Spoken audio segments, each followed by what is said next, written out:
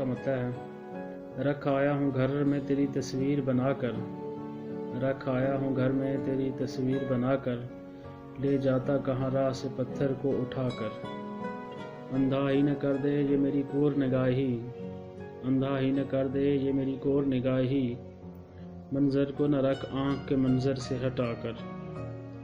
और फिर अर्ज़ किया है, मांगे हुए सूरज पे गुजारा नहीं अच्छा, मांगे हुए सूरज पे गुजारा नहीं अच्छा, इस तेरगी में अपना ही रोशन तू दिया कर।